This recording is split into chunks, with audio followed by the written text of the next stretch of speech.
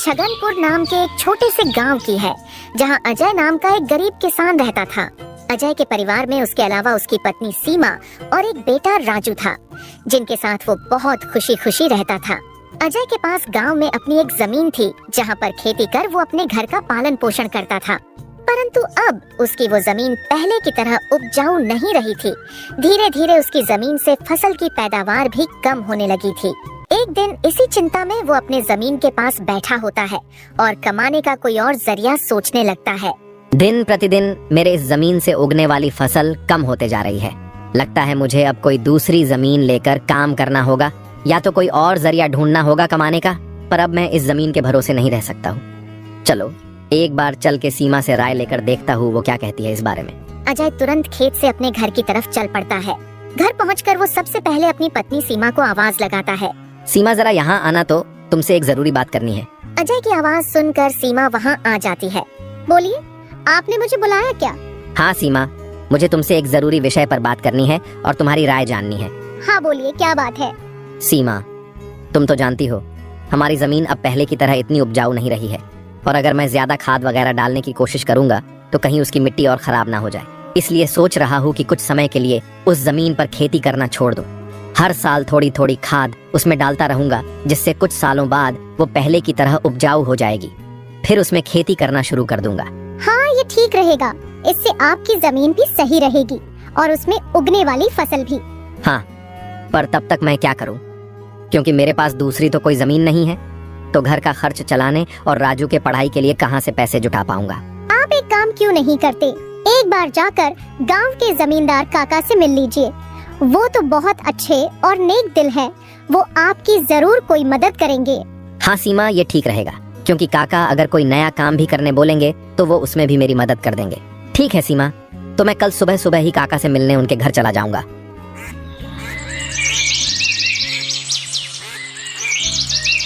अगली सुबह अजय जमींदार से मिलने उसके घर के लिए चल पड़ता है। जमींदार के घर के बाहर पहुंचकर वो जमींदार को आवाज लगाता है। क्या आप घर पर हो? अजय की आवाज सुनकर जमींदार बाहर आता है। अरे आओ अजय बेटा, बोलो क्या हुआ, कुछ काम था क्या? हाँ काका, आपकी एक मदद चाहिए थी। हाँ बोलो ना बेटा, मैं किस प्रकार तुम्हारी मदद कर सकता हूँ? अजय फटाफट से जमींदार को अपने खेत की हालत बता देता है। तो इसमें परेशान क्या होना बेटा। काका, मेरे पास एक ही जमीन है जिस पर खेती कर मैं अपने घर का खर्च चलाता हूँ, और मैंने आज तक खेती के अलावा कोई दूसरा काम भी कभी किया नहीं। तो अब यही नहीं समझ रहा है मैं क्या करूँ। बेटा, खेती के अलावा दूसरा काम क्यों करना? तुम एक काम करो, मेरे पास गांव के बाहर एक जमीन है, तुम उस पर खेती करो। काका, पर इससे तो आपका नुकसान हो जाएगा। नहीं बेटा, कोई नुकसान नहीं होगा। इसी बहाने तुम मेरी जमीन की देख रेख भी करोगे, क्योंकि अब तो मेरी उम्र भी हो गई है और मेरा बेटा भी शहर में रहता है, तो इससे तुम्हारा भी भला हो जाएगा और मेरी भी थोड़ी जिम्मेदारी कम रहेगी। ठीक है काका, अगर ऐसी बात है तो मैं कल से ही उस खेत पर काम करने चला जाऊंगा। अजय जमींदार को धन्यवाद कहकर वहाँ से अपने घर के लिए निकल जाता है। अजय अपने घर पहुँचकर सीमा को सारी बात बता देता है। ये तो बहुत अच्छा है, यानी आपकी सारी चिंता ही खत्म हो गई। हाँ सीमा, अब मैं काका के खेत पर बहुत मेहनत करूंगा और कोशिश करूंगा कि एक दो और खेत खरीद लूं, क्योंकि भविष्य में ऐसी समस्या आए तो उसके लिए हम तैयार रहे।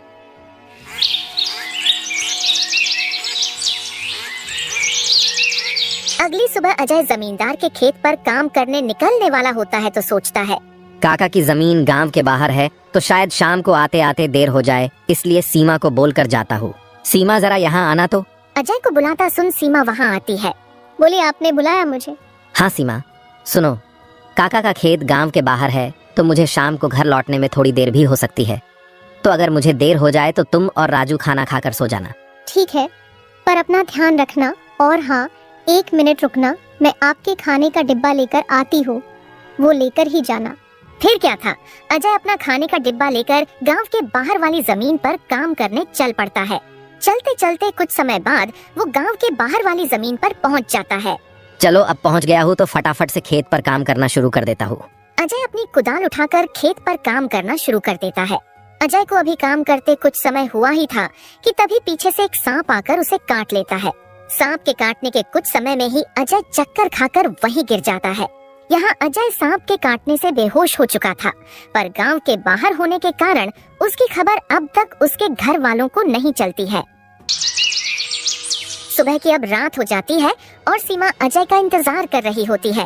माँ को इतने परेशान देख राजू पूछता है, क्या हुआ माँ, पिताजी अब तक क्यों नहीं आए? बेटा तुम्हारे पिताजी आज काम करने जमींदार काका के गांव के बाहर वाली जमीन पर गए हैं और उन्होंने मुझे बोला भी था कि उन्हें आते आते देर हो जाएगी, पर अब कुछ ज्यादा ही समय हो गया है। माँ, आप क्यों फिक्र कर रही हो? पिताजी ने जब बोला था कि उन्हें आने में देर होगी तो कुछ सोच समझ कर कहा होगा। एक काम कीजिए, आप जाकर सो जाइए। राजू की बात सुनकर सीमा अपने कमरे में सोने के लिए चली जाती है। अगली सुबह भी जब सीमा देखती है कि अजय अब तक घर नहीं आया है तो परेशान होकर वो सीधा जमींदार से मिलने उसके घर की ओर चली जाती है। सीमा जमींदार के घर पहुंचकर उनसे अजय के बारे में पूछने लगती है। नमस्ते जमींदार काका। नमस्ते बेटी, बताओ कैसे आना हुआ? काका, अजय कल आपके गांव के बाहर वाले खेत में काम करने गए थे पर अब तक घर नहीं आए हैं। क्या कहा बेटी? अजय कल गया था और अब तक घर नहीं आया? हाँ काका, उन्होंने मुझे कहा था कि खेत गांव के बाहर है तो आते आते रात हो जाएगी, पर अब तो रात की सुबह हो गई पर वो अब तक नहीं आए हैं। चिंता मत करो बेटी, मुझे थोड़ा समय दो, मैं अभी किसी को भेजकर पता लगाता हूँ कि अजय कहाँ है। जमींदार तुरंत अपने घर में काम करने वाले घनश्याम को अजय को देखने अपने खेत पर भेजता है। कुछ समय के बाद घनश्याम जमींदार के खेत पर पहुंच जाता है और वहां का दृश्य देखकर वो परेशान हो जाता है। ये क्या, अजय का तो पूरा शरीर नीला पड़ चुका है। मुझे लगता है इसे किसी सांप ने काटा है। मुझे तुरंत जमींदार जी को ये बात बतानी पड़ेगी। घनश्याम वहाँ से भागते भागते जमींदार के घर के लिए निकल जाता है। घनश्याम जैसे ही जमींदार के घर पहुँचता है, उसके कुछ कहने से पहले ही जमींदार उससे पूछने लगता है। क्या हुआ घनश्याम बेटा, तुम इतना दौड़ते हुए क्यों आए और क्या तुम्हें अजय मिला? घनश्याम जमींदार को सारी बात बता देता है जो उसने खेत में देखी थी। घनश्याम जब जमींदार को सारी बात बता रहा होता है तभी वहाँ पास में खड़ी सीमा भी सारी बात सुन लेती है और रोने लगती है। घनश्याम, तुम सबसे पहले वैद्य जी को लेकर वहाँ पहुँचो, मैं सीमा बेटी को लेकर वहाँ आता हूँ। घनश्याम को वैद्य जी के पास भेजने के बाद जमींदार सीमा को समझाने लगता है।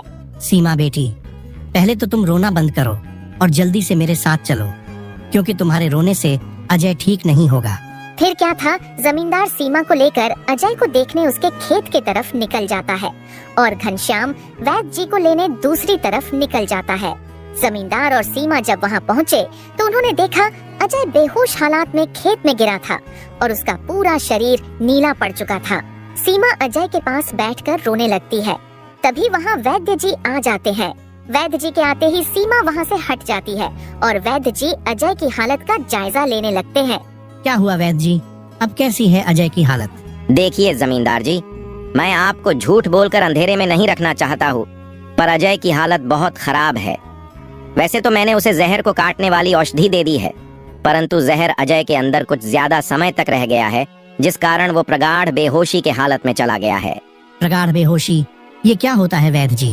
प्रगाढ़ बेहोशी के हालत में व्यक्ति जीवित तो होता है, परंतु उसके बदन के हिस्से में हलचल नहीं होती है और ये अब कब होश में आएगा ये भी नहीं कह सकते हैं। वैद्य जी, तो अब हम क्या करें?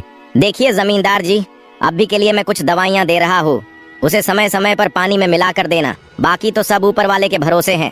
वैद्य अजय की हालत का जायजा लेकर और दवा देकर वहाँ से चले गए। फिर कुछ गांव वाले अजय को लाकर उसको उसके घर के बिस्तर पर लिटा देते हैं।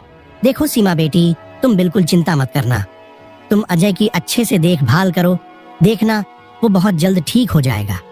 और तुम्हें अगर किसी भी चीज की कोई भी जरूरत हो तो मुझे जरूर बता देना, और हर महीने मैं तुम्हारे लिए और राजू के लिए कुछ पैसे भेजता रहूंगा, पर तुम हिम्मत मत हारना। आपका बहुत बहुत धन्यवाद काका, आप हम लोगों की बहुत मदद कर रहे हो। जमींदार फिर वहाँ से सीमा को दिलासा देकर चले जाते हैं। जमींदार के जाने के बाद वहाँ राजू आ जाता है और अपने पिता की हालत देखकर सीमा से उसका कारण पूछने लगता है। माँ, ये पिताजी को क्या हुआ है? बेटा, तुम्हारे पिताजी को कल खेत में सांप ने काट लिया है, जिस कारण वो बेहोश हो गए हैं। माँ, तो पिताजी होश में कब आएंगे? बेटा, वैद्य जी ने कुछ दवाइयाँ दी हैं और उन्हें समय समय पर पिलाने कहा है। उन्होंने बोला कि उन दवाइयों से वो बहुत जल्द ठीक हो जाएंगे। पर माँ, पिताजी की ऐसी हालत है तो अब हमारे घर का खर्च कैसे चलेगा? बेटा, तुम उसकी चिंता मत करो, मैं हूँ ना, मैं सब संभाल लूंगी। नहीं माँ, आप क्या क्या करोगी? आप पिताजी का ध्यान रखोगी, आप घर संभालोगी, कि घर का खर्च देखोगी। माँ, आप बस पिताजी का और घर का ध्यान रखो, मैं अब खेत पर काम करके घर का खर्च चलाऊंगा। राजू की ऐसी बातें सुन सीमा भावुक हो जाती है। नहीं बेटा, तुमको काम करने की कोई जरूरत नहीं है, मैं सब संभाल लूंगी। तुम बस अपने पढ़ाई का ध्यान रखो। तुम्हारे पिताजी का सपना है कि तुम बहुत बड़े अफसर बनो और मैं तुम्हें वो बनाकर रहूंगी, भले उसके लिए मुझे कितनी भी मेहनत क्यों ना करनी पड़े।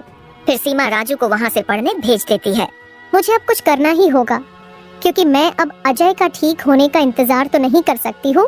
मुझे अब खुद जाकर खेती करनी होगी और हो सके तो कोई और काम भी देखना होगा। अगली सुबह सीमा सीधे जमींदार से मिलने पहुंच जाती है।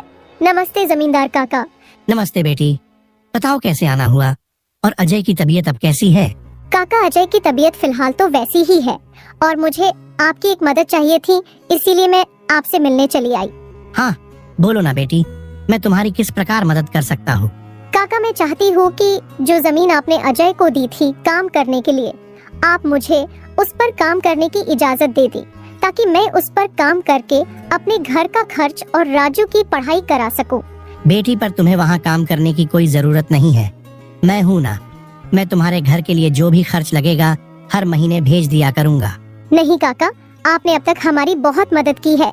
अब आप बस मुझे आपके खेत में काम करने की इजाजत दे दीजिए। मैं अब खुद काम करके अपना घर चलाऊंगी और अपने बेटे को बड़ा अफसर बनाऊंगी। जमींदार सीमा को बहुत समझाने की कोशिश करता है, पर सीमा जमींदार की बात मानने तैयार नहीं थी। आखिर में सीमा की बातें सुनने के बाद जमींदार सोचने लगता है। मुझे लगता है सीमा मेरी बात नहीं मानेगी, पर अगर वो काम करने इतने दूर जाएगी तो वो अजय का ध्यान नहीं रख पाएगी। एक काम करता हूँ, मैं सीमा को मेरी गांव के अंदर वाली जमीन पर काम करने के लिए कह देता हूँ, ताकि वो खेतों पर काम भी कर सके और अपने घर का ध्यान भी रख सके। ठीक है सीमा बेटी, मैं तुम्हें अपने खेत पर काम करने की इजाजत तो दे सकता हूँ, पर तुम्हें मेरी एक बात माननी होगी। हाँ काका, बोलिए ना। बेटी, तुम्हें मेरे गांव के बाहर वाले खेत पर काम करने की कोई जरूरत नहीं है। मेरे पास तुम्हारे घर के नजदीक भी एक खेत है, तुम वहाँ काम कर सकती हो, ताकि तुम अपने घर का और अजय का दोनों को ख्याल रख पाओगी। काका, ये तो और भी अच्छा रहेगा, इससे तो मेरी बहुत मदद हो जाएगी। बेटी, पर एक छोटी सी समस्या है, वो खेत बाहर वाले खेत से थोड़ा छोटा है। हाँ तो कोई बात नहीं है काका, वो खेत मेरे घर से नजदीक है, वही बहुत बड़ी बात है। मैं खेत में काम करने के साथ साथ दूसरे के घर का काम भी करना शुरू कर दूंगी, ताकि उन पैसों से मैं राजू की पढ़ाई का खर्च निकाल सकूं। बेटी, पर तुम्हें इतना काम करने की क्या जरूरत है? काका, मुझे काम करना ही होगा। अजय का सपना था कि राजू पढ़ लिख कर बड़ा आदमी बने। अगर मैं मेहनत नहीं करूंगी तो उसका सपना अधूरा रह जाएगा। राजू की पढ़ाई के लिए और घर चलाने के लिए मुझे हर हाल में ये जिम्मेदारी उठानी पड़ेगी। जमींदार सीमा के संकल्प और साहस से भावुक हो जाते हैं। ठीक है बेटी, तुम्हारी मेहनत देखकर मुझे पूरा भरोसा है कि तुम जरूर सफल होगी। मैं तुम्हारी हर संभव मदद करूंगा। तुम कड़ी मेहनत करो, भगवान भी तुम्हारे साथ हैं। सीमा ने जमींदार के गांव के अंदर वाले खेत पर काम करना शुरू कर दिया। वह सुबह खेत पर काम करती और दोपहर के बाद गांव के घरों में सफाई और खाना बनाने जैसे छोटे मोटे काम करने जाती। धीरे धीरे सीमा की मेहनत रंग लाने लगी। खेत में अच्छी फसल हुई, जिससे उसका घर चलने लगा और जो पैसे वह दूसरों के घरों में काम करके कमाती थी, वह राजू की पढ़ाई में खर्च करने लगी। बेटा, मैं चाहती हूँ कि तुम मन लगाकर पढ़ाई करो। तुम्हारे पिताजी का सपना है कि तुम अफसर बनो। मैं तुम्हारे लिए हर मुश्किल को पार कर लूंगी। माँ, मैं कड़ी मेहनत करूंगा, एक दिन मैं पिताजी का सपना पूरा करके दिखाऊंगा। सीमा की मेहनत और त्याग से गांव के लोग भी प्रेरणा लेने लगे। उन्होंने देखा कि कैसे एक माँ अपने परिवार के लिए हर कठिनाई का सामना कर रही है। इसी बीच अजय की हालत धीरे धीरे सुधरने लगी। वैद्य जी की दवाओं और सीमा की देखभाल ने जहर का असर कम कर दिया। एक दिन अचानक अजय को होश आ गया। अजय को होश में आते देख सीमा बहुत खुश हो गई। अजय, तुम्हें होश आ गया, भगवान ने मेरी मेहनत और दुआएं सुन ली। सीमा, मैंने तुम्हें और राजू को बहुत परेशान किया। नहीं अजय, तुम हमारी ताकत हो।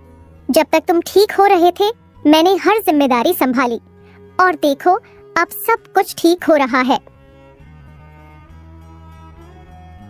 अजय धीरे धीरे पूरी तरह ठीक हो गया। उसने सीमा की मेहनत और त्याग देखकर प्रण लिया कि अब वह उसके साथ कंधे से कंधा मिलाकर परिवार को आगे बढ़ाएगा। राजू की पढ़ाई भी सफलतापूर्वक चलती रही और कुछ सालों बाद वह एक बड़ा अफसर बन गया।